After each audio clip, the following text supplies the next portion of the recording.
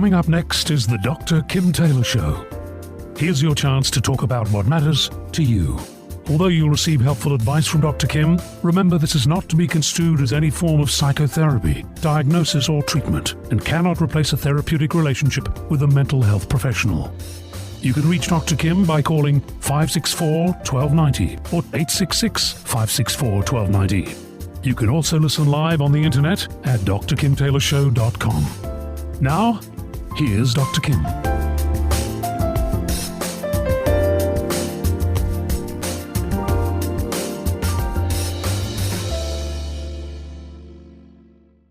Welcome to the program today. I want to talk to all the people pleasers out there. You know who you are. The ones who are always saying yes when they really want to say no. The ones putting aside their own needs for the sake of others, then becoming overwhelmed and overcommitted while feeling underappreciated and unloved. A people pleaser is someone who puts everyone else's needs before their own, and often ends up making themselves sick from doing too much or being filled with resentment for the lack of validation they receive in return for all their help.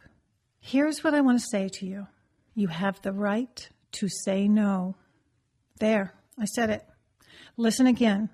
You have the right to say no. So why is saying no so hard? What are we all so afraid of? Many believe that we need to please others and worry that disappointing them or rocking the proverbial boat will lead to being cut off from the group or the family or even friends. And so we say yes in order to please others. As a people pleaser, your need to not be the source of irritation, disappointment, anger, or dislike from others is so great that you go to great extremes to try to please everyone around you, so that you can be liked and thought of in a favorable way. Or you may want to be the one that everyone comes to for solutions to their problems because you want to be indispensable so that they will never leave you. It feels good to be needed. We feel valued and important when others like us. But if you are not looking out for your own best interests, who do you expect to take care of you and to know that when you say yes, you really mean no? Who are you hoping will sign up for that little job? And here's another important point to consider. You do no one any favors by saying yes when you really mean no. You have to realize that when you say yes and don't really mean it, then you are giving a gift with strings attached. You are essentially saying, I will unwillingly do this thing for you, but in return, I need you to love me and respect me unconditionally because I do not love and respect myself enough to tell you the truth and believe that you will still accept me. It's a burden you are giving. It is not a gift. So here's what I want you to do. I want you to practice in front of the mirror saying no. Yeah, really, in front of the mirror, say no. It will feel awkward at first. But what I want you to do is to practice saying no until you can own your no. Practice it until it resonates within you. Then the next time you're in a situation and you find yourself starting to say yes when you really mean to say no, you will be able to come up with the right words and stand in your own truth and integrity. So here are a number of ways to say no. Thanks, but no thanks. I have plans already. Sounds like fun. Maybe next time. I'd love to, but I can't. I've got too much on my plate right now. I have another commitment. No, thank you, but it sounds lovely. It's just not a good time for me. That doesn't work for me. I have to take a rain check. If only I could. Maybe next time. Sounds great, but I can't commit. I'm honored to be asked, but I can't. I'm trying to cut back. Oh, if only I had a clone. Thanks for thinking of me, but I can't. You've got to be kidding. Not in this lifetime. Sorry, not now. No thanks. No way. No. Don't apologize for saying no. To respect yourself, you have to own your yes and own your no. Practice today. Your very life depends on it. So if you have a question or if you want to give me a call, you can reach me at 564-1290 or toll free at 866-564-1290. Stay with me. I'll be right back to take your calls after the break. You are listening to Dr. Kim Taylor on KZSB AM 1290. Sandy Jacoy is here with us today. She is the one that you will speak to first when you call in, and will be helping us as we take the calls today. So how are you doing, Sandy? I'm good. I'm a little, this is a great topic. I've got to tell you that I think this is something that we need to be doing more shows about. And why do you say that? Do you find that there are people pleasers in your life? Well, you're talking to one, Kim. Really? Oh, yeah, absolutely. It is definitely an area in my life that I've had to do a lot of professional and personal growth in, and especially for people, I think, like myself, who feel very virtuous when you're saving the world out there and helping people. There's a great cost to it, So I think this is great. I'm hoping that you're going to be able to give some tips to people out there to stop doing this.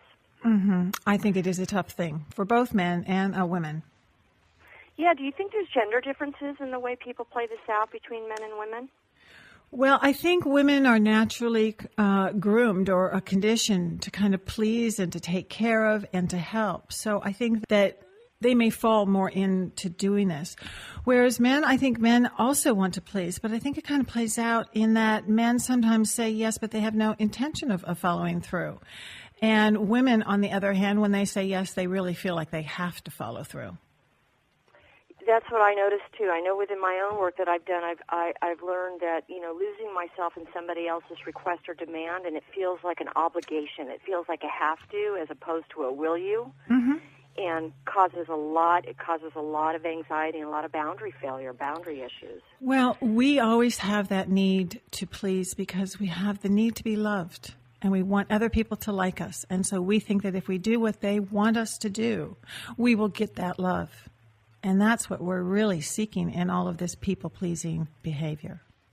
Yeah, and I think it really starts with an awareness and being able to honestly assess why one might say yes to a request or say no, and have an understanding of what you're needing out of that and the decision-making process. That's part of why I bring this up, because what I know you're going to ask me next is, so how to, because you're always wanting to know how to do. How do you know? Is it written on my face? Yes. How do I do this? Right. So the first thing is that you make it a more mindful thought process and not just automatically do it.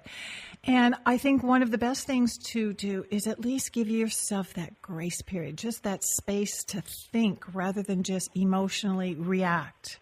And once you can think about it and have that pause, then you can put it through your own filter and ask yourself, am I doing this because it's out of a good place and it's just goodwill? Or am I doing this because I'm needing the other person to do something for me or to like me and to make me feel good about myself? And just with that kind of consciousness, you can then start to change what it is that you're doing. But you have to be mindful of it. You have to think about it before you just react. Yeah, and would you agree, Kim, that even having work done, doing a lot of work on this part of someone's life and being able to be more aware of why one would choose to do something or not, that it can be sort of a root, something that might always have to be thought about. It just doesn't come naturally. I think the general tendency of people who are people pleasers, their whole life have struggled with this, that there's always going to be a tendency to want to go there. Yeah. But the point is that we can change, but we have to put a thought process to it. And then, unfortunately, we have to do the work. We have to do the work in the moment that it is happening for us to That's actually, the hard part. yes, but that is the time that we create change, is changing it in the moment it's happening. Not just having it be a thought process that you think about and say, oh, that'd be a good thing to do, but actually doing the work in the moment when it's tough, when you're fearful. And feeling really ucky. Yeah. Is that a psychological term, yucky? Icky, yucky, blah. Okay. All of those are all psychological terms, for sure. All right. Yes, so that is what is the topic, and if people would like to call in, you can certainly call us at 564-1290 or 866-564-1290, and Sandy will be there to help you form your question prior to coming on air. Yeah, we've got a call coming in. Thanks. Okay. All right. Let's just go to the calls now. Hi, Dee. How can I Hi. help you? Hi. Hi, Dr. Taylor. Thanks for taking my call. You're welcome. What's going on for you? Well, I have a son who is 35, been married for about 8 years to a woman that we really made every attempt to connect with but haven't. And after my daughter's wedding 2 years ago, more than 2 years ago, we've not spoken very much. He'll speak with my dad, but with his dad, but he seems to be really estranged from just about everybody in the family. Mm-hmm. And so I keep getting this feeling that I should be, making a little bit, not, Do you mean stalking him, that but you trying feel to call him. okay? Do you feel that you should be making more contact with him? Yeah, or at least attempting to, and just, with no expectations that things are going to change, which Okay. is a difficult thing to do. But why? But why have you let this go on for so long?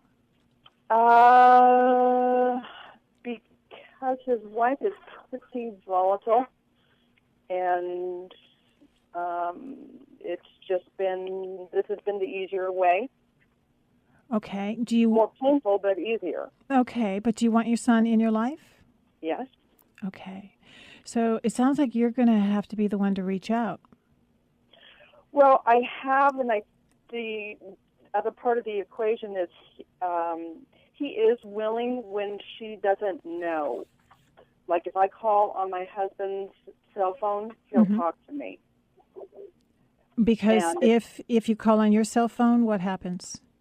He'll get in serious trouble if he's had any contact with her. So what's going on between you and his wife? Well,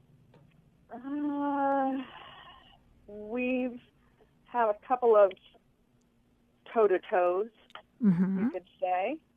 Okay. And what is it that she doesn't like about you? That I won't be manipulated by her. What does that mean?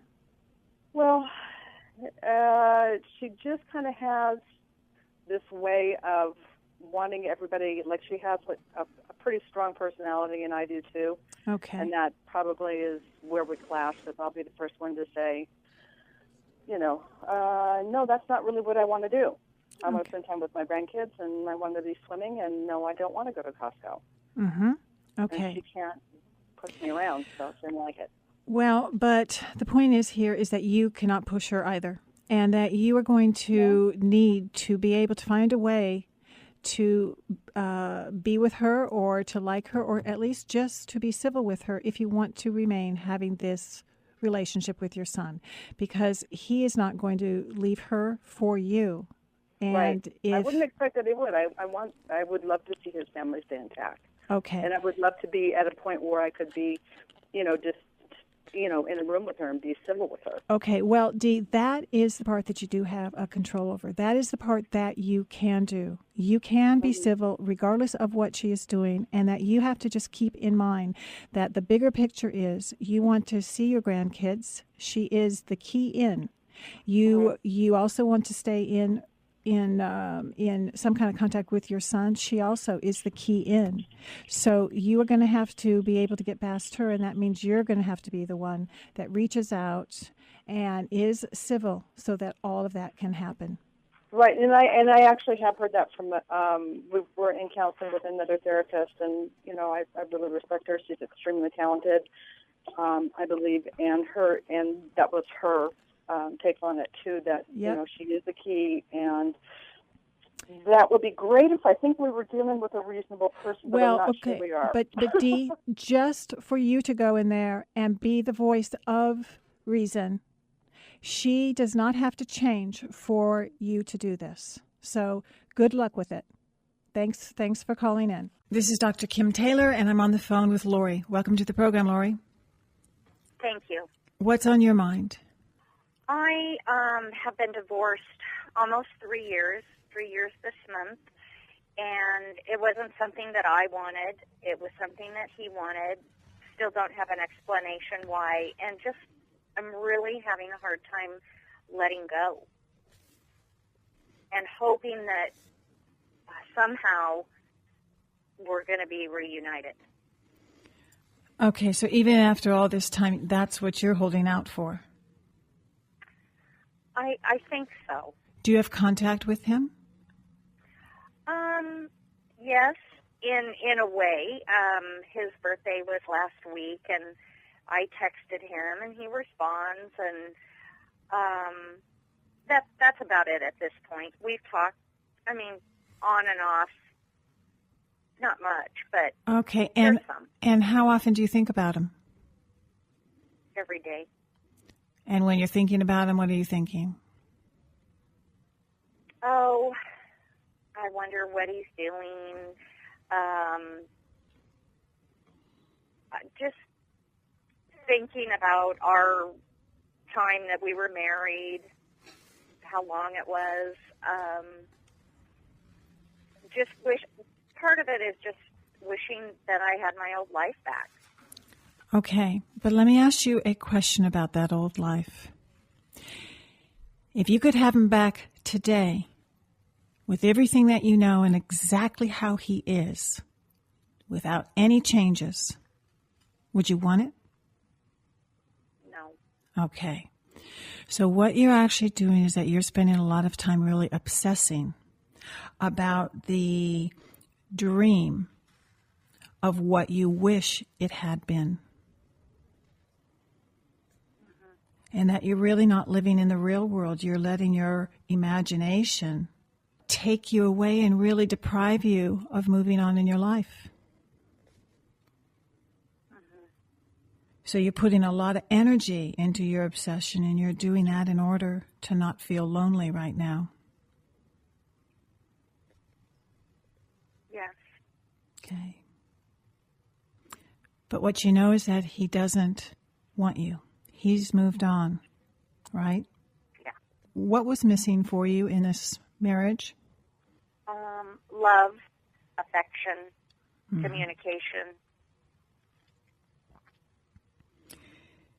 So you are being faithful to someone who really doesn't even care about you right now. True. I have about 6 or 7 voicemails from him on my phone that I can't let go of. Do I listen to him? No. But I see his name every time I see a voicemail. This is what I want you to do. Look at the name. If you have to, hear the message again to hear his voice. And then promise yourself, I am no longer going to hold on to people in my life who no longer serve me, who no longer see me for who I need them to see me as. And I let them go. Not because I don't care, not because I didn't love, but because I can no longer hold on to the fantasy that he's going to be the person that I wanted him to be. And I let him go. Yeah. In order to recover, to be free, you have to face the reality, and you need to let him go so that you can have your life. Am I afraid to stop thinking about him? I don't know. Well, I think that if you were to stop thinking about him, he would open up this whole world. And I think that you might be afraid to get close to someone else for fear of getting hurt again. Exactly. So you've really been avoiding some really real feelings that you have had in order to kind of protect yourself from having to deal with the reality of what has happened. Yes. This person wasn't the right person for you. They didn't love you in the way that you needed. Part of what happens is that if you live in the past, then the future is really not available to you. It's only a repeat of what you already know, and what you already know has been very painful. Is it unusual for people in my position, or I guess anybody divorced, to build up this wall around them, though? You are entitled to protect yourself from getting hurt again. We all do that. That's just human nature. But what you have to see is that you're actually stronger than all of this. And you need to be able to find your own strength so that there are a lot of opportunities out there that you have turned away that could bring you the love that you were missing, the life that you wanted. Once you are able to let go, then you're free to see what is available out there and to have what it is that you say that you really want, which is a life that has love and meaning and purpose, and that you're not sitting there around waiting for somebody else. And it's not only just letting him go, it's letting yourself off the hook so that you can get up and start to live your life again. I almost want people let me rephrase that, to feel sorry for me. Mm-hmm. Because it was attention. Mm-hmm. That's pretty sad. Well, but I understand that, Lori. I really do, because you've been in the greatest pain of your life. And the one person that you wanted to care, to pay attention, to notice, didn't. You have to care enough about you. You have to love yourself. You need to pay attention to you. And do it now for you. And not do it because somebody else wasn't there for you in your life the way that you needed them to be and just was not available for that. You're punishing yourself because you think that the reason why he wasn't there for you is because there was something wrong with you. Right. Yeah. You need to be really proud of your part, that you tried, that you put in the effort, that you could still love him. Yeah. But you need to deal with the reality that it takes two. And if someone isn't willing to do that, you have to let them go so that you can move on, so that you can continue to love and be strong and vital and still among the living. Yeah. Mm-hmm. Take it back. Take back who you are. Stop being defined through his eyes. I'm picturing, from World War II, the gal, the Rosie the Riveter. Mm-hmm. I think it's Just Do It. Yep. Just do it. And she's got the bandana on and the short sleeves and I think her fist. Mm-hmm. And it's, Go for it, Rosie. Yeah. Yeah. Yeah. See, that's where your energy is. That's where your life is. Just listen to your voice come back, Lori. Yeah. The other one is small and weak and scared and timid.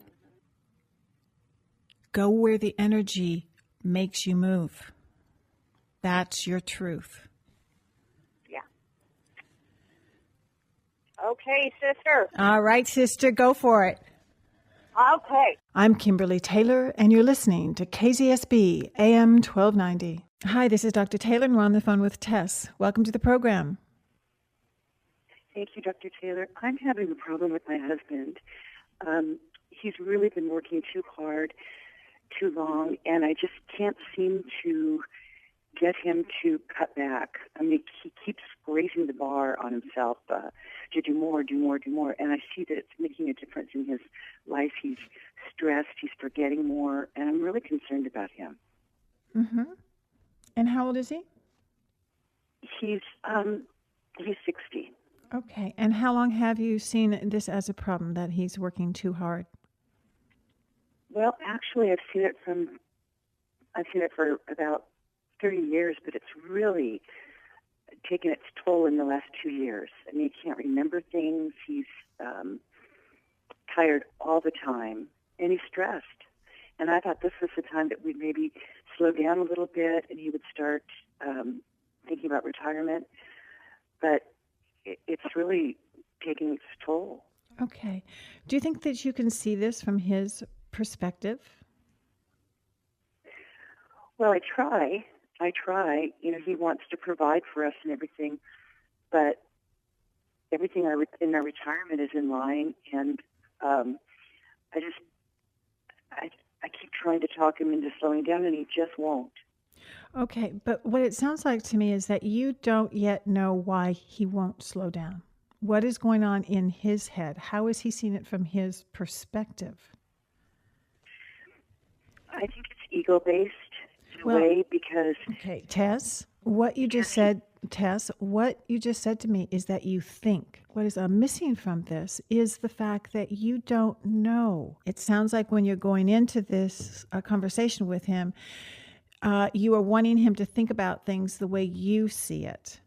And what I would say to you is the best thing to do is to go and just sit with him and act as if you are the detective and just ask questions like, what does this mean to you? What do you think about this? Why do you think that you stress out so much? Why do you think that you're working so hard? What does it mean to you? What do you think might happen if you were to stop working so hard? Because some of those questions are going to help to open him up and to share what's going on with him. Okay, well, that's a good idea. I think I should do that. You have a question mark behind that. I It's hear a just new but. I just haven't done that, and I'm kind of beating myself up for having not done that. That sounds like a good idea. Well, I think when you are saying that this has been going on for a while, the good news about this is he is a very hard worker. He wants to provide. He wants to make sure that he's done all that he can do in the years that he has to work to make sure that you and he and the family are going to be taken care of. That's very honorable. And so you don't want to put him down or to tell him that he's not doing something right. But I think that if you understand what's behind his push right now and he has a chance to be heard, you might know where to go with this at that point in time. Okay, well, I think that's what my next step is. Okay. That's a good idea. You just need more information, and that information needs to come from his side. Okay, well, thank you very much, Dr. Kim. I appreciate it. All right, Tess, thanks for your call. You are listening to Dr. Kim Taylor on KZSB AM 1290. Now we are going to make a bit of a shift, as I would like to introduce my guest, who is Deborah Holmes. She is a licensed clinical social worker, and she is currently the Associate Director at Child Abuse Listening and Mediation, which is called CALM here in town. And Deborah has developed a whole program having to do with postpartum depression. And I want to welcome you to our program. Thank you so much, and thank you for inviting me. Yes, this has been something that has really been in the news a lot recently, where we've heard of mothers who have really put their children at risk, whether they're, driving their cars into the ocean or... So there is a lot that goes on with that, and I think that it has to be addressed so that people know what it is and when to get help. This goes far beyond just the baby blues. This is something far bigger than that, and it seems that it can happen to males and females. Is that true? That is true. And actually, you're so right about it being a spectrum in terms of very many different reactions that women can have. The baby blues is actually a very common thing that women have right after birth. It occurs in about 60 to 80% of women. And it does resolve itself. Normally, it doesn't need any particular intervention. It's when a woman is feeling fatigued and a little more weepy than normal and just feels a little overwhelmed with the responsibilities of a new baby. Which is normal. Which is that very, very normal. Oh, Absolutely. yes. Not having sleep, being sleep deprived, that's going to cause some problems. That is just one of the things that happens after you have a baby. Okay. But part of the spectrum as it moves along to more serious conditions is postpartum depression, which occurs in about 8 to 20% of women, and there are various factors that contribute to that. And what you just mentioned, the woman that drove her children into the ocean, I don't know the details, but you might assume that that woman had postpartum psychosis, which is a very serious illness and which leads women sometimes to take their own lives or those of their children. So let's talk about what are the symptoms that move it from just having the baby blues and being sleep deprived, that it really moves it into that spectrum that you are saying, so that people out there will really understand what is that difference. What should they be looking for? Right. Actually, postpartum depression, there are some of the same symptoms of feeling fatigued, excessive fatigue, loss of appetite, not being able to sleep. And then also with postpartum depression, sometimes there are intrusive thoughts about I'm not a good parent, or even worries about hurting their children. But these thoughts about hurting a baby are more what we think of as cognitive dissonant. They're not really what a mother wants to do or will do. They're more just worries. So that condition usually will require some kind of help and intervention, because if it goes untreated, it may continue sometimes for months or even years. And it's a bit similar to a depression that anybody might have. Some of the symptoms are the same, but this mom has a baby to care for. And that, of course, complicates the situation in that she is caring on a daily basis in a very intimate way for this little new one that just came into the world. And so someone watching her, someone who knows her, whether it's her husband or a family member, when should they seek help? I think that if this feelings of fatigue and weepiness and so on don't resolve themselves within the first couple of months, because that is normal, then you should start to think about perhaps talking to somebody. And there are wonderful social supports in our community. It doesn't have to be a medical professional or a mental health professional. There are organizations like Postpartum Education for Parents that have a warm line.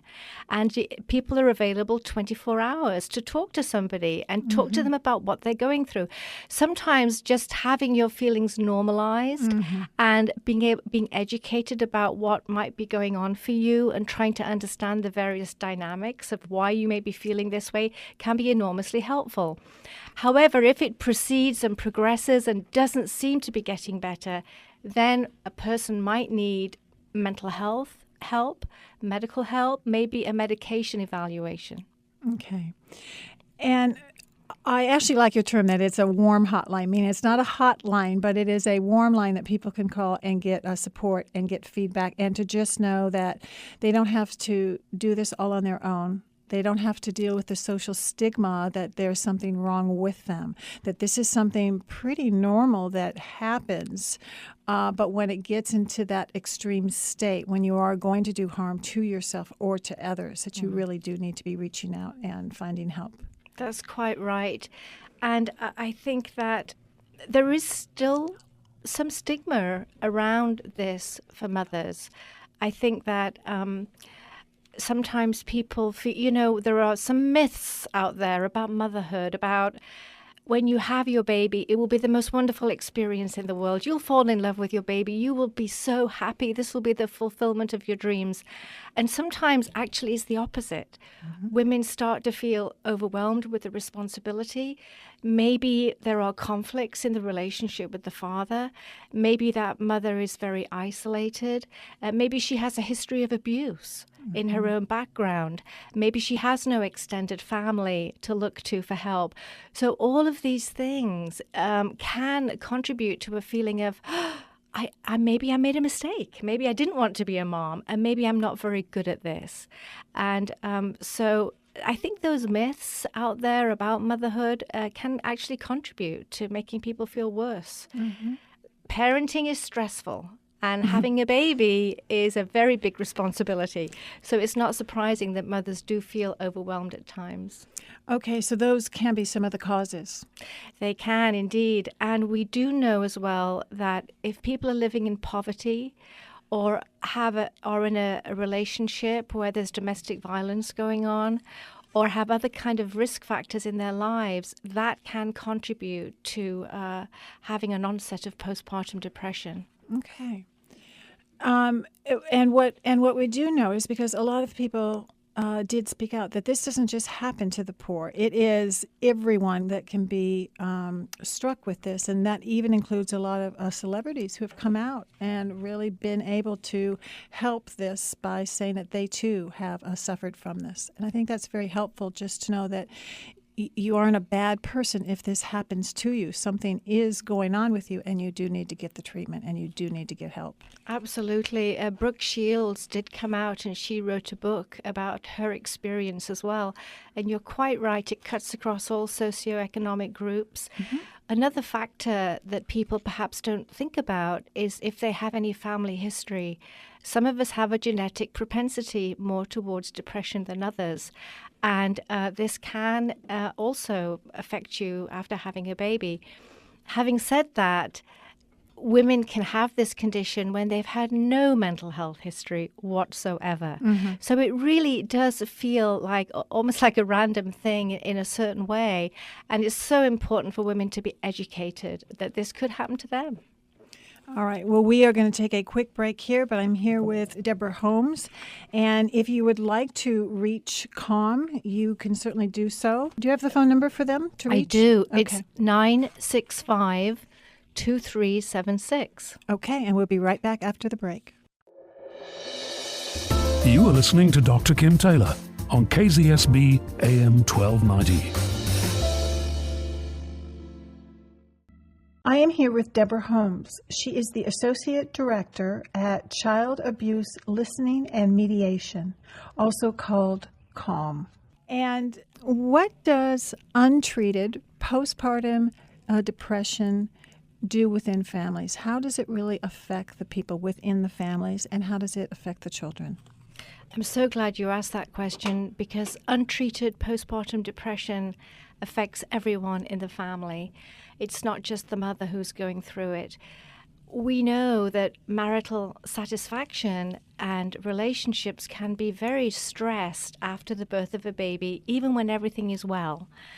When your spouse has depression, this can create extreme stress between the couple. Also, for the baby, we have to think about what the baby's needs are in the first few months and year of life. Babies are exquisitely dependent on their mothers and looking to their mothers for all of their needs, feeding their basic needs, but also their social emotional needs, being held, being looked at, being talked to, being rocked. All of these things really grow a baby's brain, and that's what we want to see. When a mother's depressed, unfortunately, sometimes she's not attuned to the baby. When you're depressed, you feel as though you're under a black cloud. It's hard to be attuned to anybody. You're tired. It's hard to get out of bed in the morning sometimes. And so the beautiful dyadic, we call it a dyadic relationship between a mother and a baby, when there's secure attachment and nurturing and love and joy, sometimes that can really diminish and affect the child's development as well. And I think that the person that you have not spoken to is that for the mom. She has to be devastated when this happens, because she knows this isn't how she is supposed to feel. It's not how she wants to feel. So for her, too, it's got to be a really devastating experience. It really is. And it's devastating in so many ways. And I think still women fear speaking out and saying to their spouse or their family or their mother or their sister, I feel terrible and I don't know if I can take care of this baby and I really need help. So you're absolutely right. It's a devastating thing, and yet it is so treatable. And that's why we want to break the silence about this and say, it's okay. This happens to a lot of new mothers. You're not alone. There is help available. There is hope. And here's how we can help you. All right. So talk to me about the programs that CALM does have to treat this. First of all, we have group support, and this can be terrific in terms of breaking down social isolation and helping mothers talk together and build support between them for what they're going through. Part of the group is education about depression, what it is, how your brain reacts when you're depressed, and what might be possible ways of helping your depression yourself. I mean, there are some self-help things that people can do to do with diet and exercise and taking care of oneself. So we have that kind of group support going on. There is one group at Calm we have that you can drop in. You don't even have to make an appointment or enroll. You can simply walk to the building and join the group.